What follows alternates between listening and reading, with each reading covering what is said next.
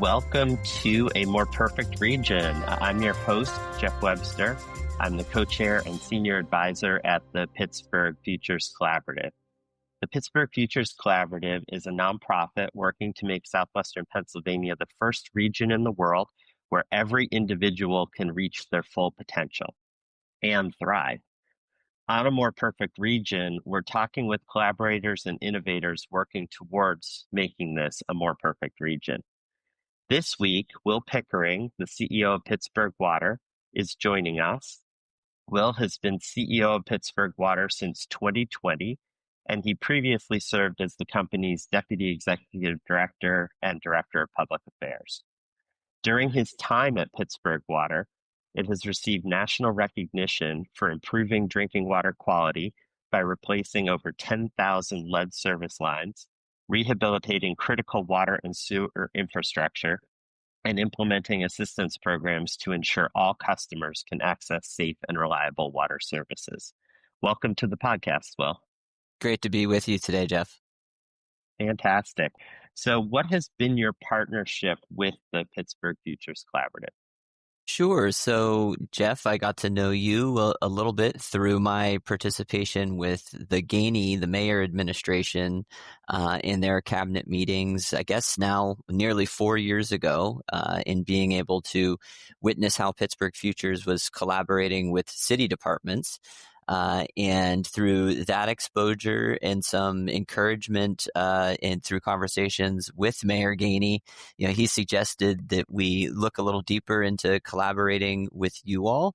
And that was well over a year ago at this point. Man, time flies.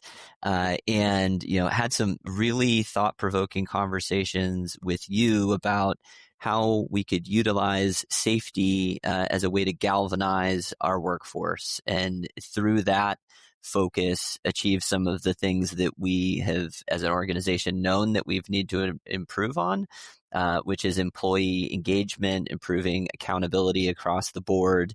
And that's sort of those conversations took flight into a more formal partnership with Pittsburgh Futures that started really with me at the leadership level and some of my colleagues at the senior level going through a self-assessment process to live out some of these concepts that we then fast forward into earlier this year. We rolled out a training of those concepts and approaches to all of our people managers. So every single people manager at Pittsburgh Water received training on some of the safety-focused concepts and systems we're trying to build out here. And something that I'm really excited to point out is that is really the first organization-wide in-person training that we've done for our people managers, likely in the organization's history, certainly in my history with the organization. So we have everyone trained, and now since early June or so, we have officially rolled out a system called the Safe People, Safe Water System, but really it's more than just the system. It's an approach in how we prioritize our work. And we've really seen things take off, and I'm excited to talk through how we've just seen this initial progress through our engagement with Pittsburgh Futures.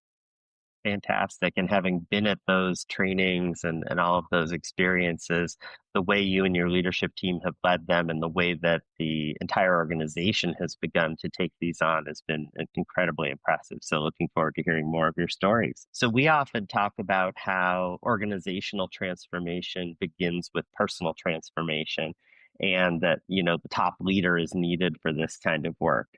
So how are you leading differently based on your work with Futures so far? Yeah, happy to dive into that. So just taking a step back and giving a brief summary of Pittsburgh Water and who we are as an organization. We're about 420 full-time employees, but we are extremely diverse in the different business units that we have. So we have an engineering and construction group. We have a finance group, a customer service and contact center, and then we have the desk jockeys like myself and the managers who work in the office. But then we also have about 2/3 of our employees are what we term out in the field. These are the individuals working 24/7, maintaining our water and sewer system, not tethered to computers and devices, and sort of across those business units, a much different experience in what it means to be a Pittsburgh Water employee. So, from a leadership level, about 3 or so years into my tenure, feeling that we really did an excellent job building a solid management and leadership team, but recognizing that there was so much potential in our frontline workers and a need to get them engaged. Safety was a topic that it was already part of our 5 core values. However, we weren't really seeing the progress that we wanted to see. So we were not necessarily moving the needle. We were doing a lot of training. It was a topic of conversation, but we weren't seeing the buy-in from our employees. And so, what Pittsburgh Futures has challenged us to do is to think about engagement as empowering our employees through a focus on safety to get them engaged. So at a very sort of at a simple level, calling out safety hazards that are present in their day-to-day jobs. And what it means for us as leaders is that when those challenges are flagged, that we help them solve those problems to improve safety. But then an ancillary benefit is it often is making their jobs much easier. And so one of the experiences early on in our engagement was a work observation that we did as a small leadership team. And we spent about half an hour watching one of our very talented field operations crews replace a fire hydrant and some lines associated with that fire hydrant buried underneath the ground in the Regent Square neighborhood. And in just about that 20 to 30 minutes, collectively, we observed maybe 25 areas where they found themselves in challenging circumstances that could probably be improved. Not having the right equipment, not having the right records, which is a real persistent issue when operating a system 100 plus years old. And really what that turned the light switch on for me, while, hearing about things anecdotally, but really it can be helpful, but it really is much different when you go out and see some of the challenges that, in this instance, my employees were facing, and recognizing there's so much more we can be doing to make their lives safer as they perform the work, but also more efficient, which can also lead to safer conditions and just generally people feeling better, right? So some of that frustration in not having the right tools, not having the right information day in and day out, can certainly contribute to the lack of engagement at times, which was something that I already wanted to address. So that was, a really important moment for me. And I know it turned the light on for many in our leadership team that, okay, here are some real challenges. Now let's dive into what we can do to try to make things better for them.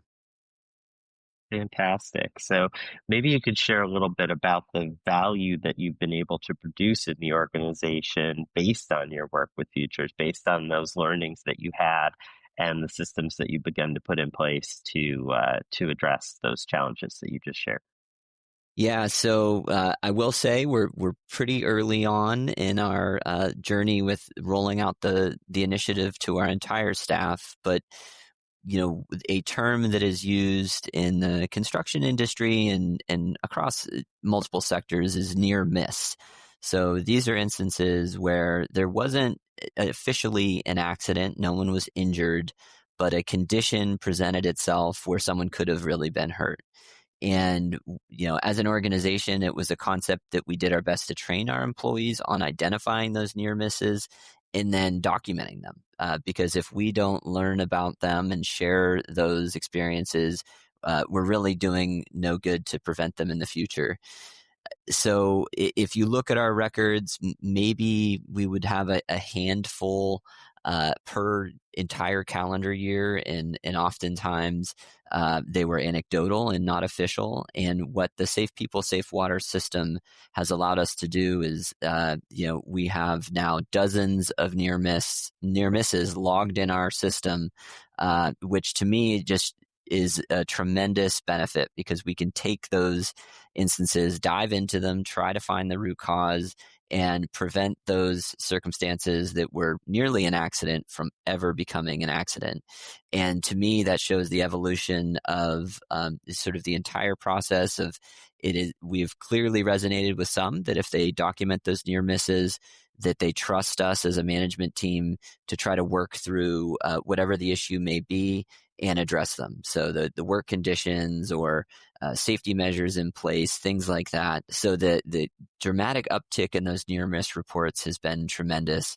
Though really in just a short period of time, we have also seen our injury rate decline compared to the last several years. So while we Geoff and I had the conversation offline. I don't want to jinx anything; it's premature, but the data is really promising.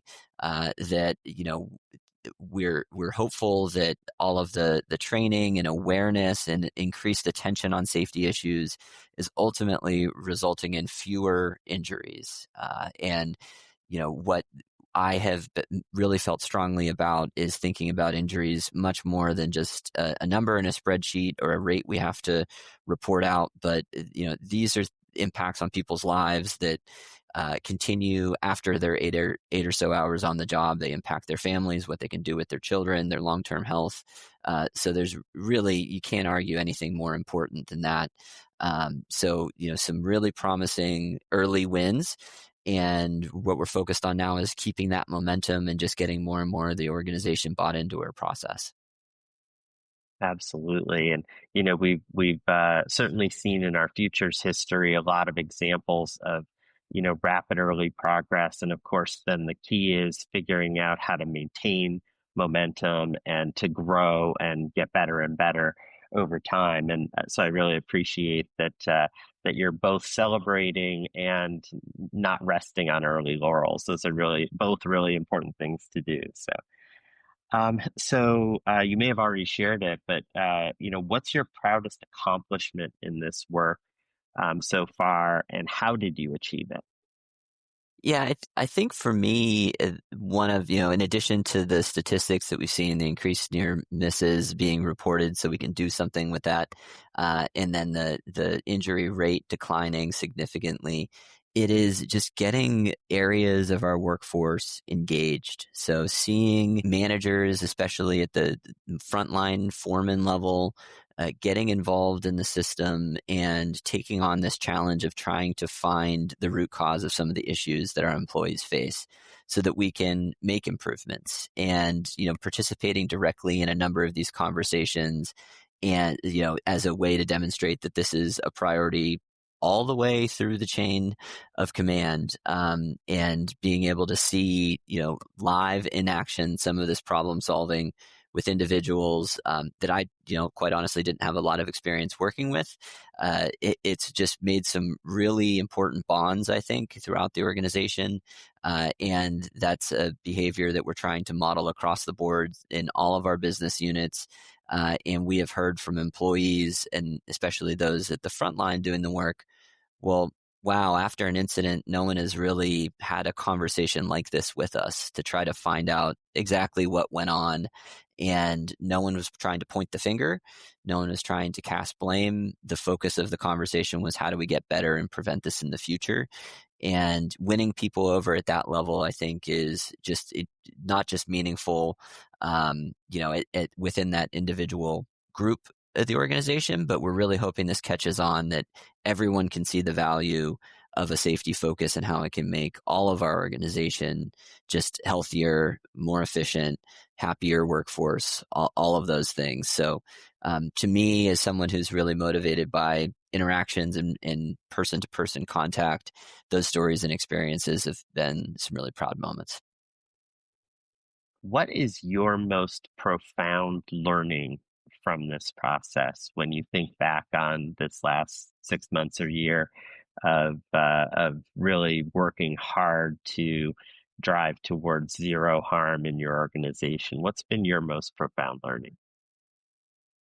Yeah, there's been a lot, Geoff. I mentioned that, us as an executive team are very much bought in this process. We've gone through the training, more training than other members of our team, but generally recognizing, and it probably comes as no surprise to anyone listening, but the executives can't do it all themselves. And so really the time needs to be spent to get the entire organization bought in and empowered. And that's really where we are, I believe, in this stage of our journey, is making sure that this is not an executive driven initiative in every instance, that while we're here to support, we want to be involved. I love having that person to person contact on incidents. For us to truly get better, one of the concepts Futures has helped us with is problem solving at the lowest possible level. So having our the employees that experience a near miss identify ways to address that safety risk and implement them without me or the executive team really needing to become involved at all. They would get logged and we would become aware of the issue, but our intervention wouldn't be needed because our employees would be empowered and encouraged to do that work themselves. And that just takes a lot of effort to get there, we're finding. And part of that is just needing to be consistent and having that continuity I mentioned earlier to make it clear that we're working alongside them, that none of this is driven by a disciplinary focus. This is quite honestly, from my level, an investment in the well-being of our people. And, another realization is, if I'm going to be accountable at every level for everything that goes on in this organization, which is something I believe in very strongly, that I need to also loosen the grip a little bit and let other leaders lead in different areas. So that has been a really important lesson, and I think applicable to so many other ways of leadership that are relevant for leading a utility like ours. But it's a work in progress too. So if we can get this figured out, I think we can accomplish anything as an organization. I really believe it. What are some tips you would give to other leaders who are going down this path or who are considering going down this path? I think it's, what you want to hear out everyone's opinion on your team as you embark on this journey. I certainly did not want our engagement with Pittsburgh Futures to be, this is Will's flavor of the week and this is his thing. And that's why that initial experience with Pittsburgh Future with the entire executive team was really helpful for context and buy-in. But, there will undoubtedly be people who tell you, whatever the issue may be, if it's safety or engagement, that this is the reality you have to live in. And so for me, not coming from a frontline construction background, there are times when incidents would come up and there was a general sense of, we do dangerous work. And I know, Geoff, you've shared stories with our team from the Paul O'Neill Alcoa experience, and you've been a real helpful voice to say Alcoa was equally, if not more dangerous than underground utility work that you all are embarking on, and they were able to get to almost zero harm across the board. So you all can do it. So it's not accepting the status quo or listening to some voices that I think are out there that aren't necessarily trying, at least not willingly or knowingly, putting up barriers, but trying to say, this is as good as it's going to get. You really have to cast those voices aside and acknowledge them respectfully, but really strive to achieve something more. To me, I think that's probably across any sector that's looking to apply these principles, that there will be a little bit of that resistance. And the key is, having some quick wins as you roll it out to be able to get that momentum going and get some of those people who are maybe not fully on board initially on board as quickly as possible. And we're seeing some of that here at Pittsburgh Water, which is fantastic. Absolutely. Well, those are the signs of really strong leadership, holding tight to values and supporting people to be successful in things that they didn't believe they could accomplish before. Pittsburgh Water is certainly on that path. So thank you so much for joining us. So thank you for experimenting with us and learning along the way. If you want to learn more about how to work with Pittsburgh Futures Collaborative, please visit www.pghfutures.org. and you can subscribe to our Substack and our podcast to stay up to date. Thanks again for joining us. Pleasure to be with you. Hopefully I set the bar nice and low for your future podcast, Geoff. Set it very high. Thank you very much.